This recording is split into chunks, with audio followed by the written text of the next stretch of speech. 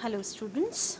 So today we are going to start our next chapter, that is theory of consumer behavior. In this chapter what we are going to study about consumer, how he is going to utilize his money in the market. In the previous chapter first we have studied about the money, the resources, how can be allocate in an economy by the producer, by the consumer. In this chapter, we only talking about the consumer behavior, how they are going to use his or her money. As you can see this in chapter, the consumer has to decide how much of each of the different good she should like to consume. Our objective here is to study the choice problem. मतलब हम यहाँ choice देखने आ रहे हैं, problem देखने face करने आ रहे हैं कि मेरे पास जो मनी है और मार्केट में मैं कंजप्शन करने निकली हूँ, तो मैं कितना उस पैसों से क्या क्या चीज़ें और कितनी क्वांटिटी में कंज्यूम कर पाऊँगी, ख़रीद पाऊँगी. तो यानी मेरे पास पैसा लिमिटेड है, मेरी वांट्स अनलिमिटेड हैं, उस पर मैं जब घर लौटूँ यूटिलाइज़ करके तो मैं सेटिस्फाइड होनी चाहिए, right? As a consumer, we also need to, when we are using our mean in any product or any services, we should be satisfied. Now, as we see, the choice of a consumer depends on the alternative that are available to her, on her taste and preferences regarding those alternatives.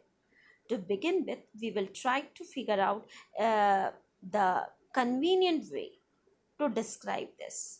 What is described over here in the next videos. I am going to tell you in the videos that how can be simplified way to tell you these things.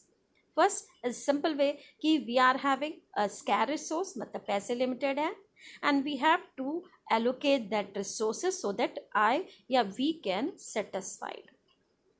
अब एक चीज़ हमें हमेशा remember करनी है, that is means are scarce, wants are unlimited. In 11th chapter, what in 11th class, this is the basic for your economics.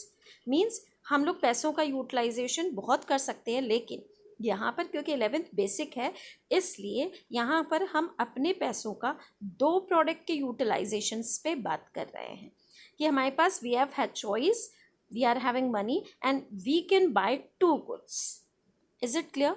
हम बहुत सी चीज़ खरीद सकते हैं, बहुत सारी गुड्स, बहुत सारे सर्विसेज उससे खरीद सकते हैं, क्वांटिटी डिफरेंट हो सकती है, लेकिन यहाँ पर जो एग्जांपल्स या बताया जा रहा है इस चैप्टर में, ओनली बताया जा रहा है कि you are going to utilise this resource into goods only.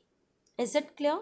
Now moving on to that, a consumer is generally a consume many goods. यदि हम मार्केट में जाते हैं, पैसे लेके जाते हैं, तो we buy many goods and services. But for simplicity, for simple to understand in basic classes, we shall consider consumers choice problem in a situation where there are only two goods. यानी हम यहाँ पर बच्चों को सिर्फ इतना बता रहे हैं कि मान लो मार्केट में दो गुड्स को तुम्हें खरीदना है, तो कितनी क्वांटिटी में अपने अमाउंट के हिसाब से खरीदोगे. तो we will refer to goods as good one and good two. As an example हम देख सकते हैं, हम एक को गुड वन का नाम देते हैं, एक को गुड टू का नाम देते हैं. I think is it clear to every one और not? Correct. Moving on to that, it is written two bundles. Maybe you can say that कि two bundles are there. Your mother has given some amount of money and she told you to go to the market and buy banana and mangoes. चलो, तुम्हें उन पैसों से बनाना और mango लाना है. Now, any combination of amount of two goods will be called a consumer bundle. अब अपने पैसों का यूटिलाइजेशन इन दो प्रोडक्ट को खरीदने में तुम कैसे करोगे, उसे कहेंगे consumer consumption bundle. Once again, मेरी मम्मी ने मुझे पैसे दिए, मैंने उस पैसे का यूटिलाइजेशन उन दो प्रोडक्ट को कैसे खरीदा. हो सकता है मैं बनाना खरीदी, मैंगोज नहीं खरीदी. This is my bundle. And if I give you choice to you कि your mother has given some amount and you have to buy bananas and mangoes, तो what you prefer? Maybe you prefer mango and banana तुम नहीं खरीदते हो.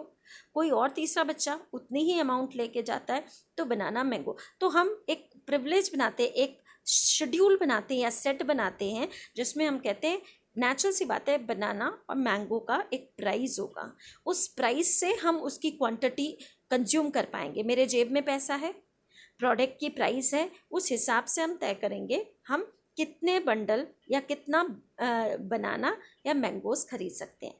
Market में different consumer होते हैं, different mindset के होते हैं, तो हम यहाँ पर पाते हैं कि बहुत सारे डिफरेंट कंज्यूमर्स ने उतने पैसे में उतनी क्वांटिटी उतनी प्रोडक्ट की प्राइस के हिसाब से अपना अलग अलग प्रेफरेंस बनाया, और जो अलग अलग सेट बनाया कि कौन क्या 2 प्रोडक्ट्स कंज्यूम करेगा, उसे कहते हैं कंजप्शन बंडल।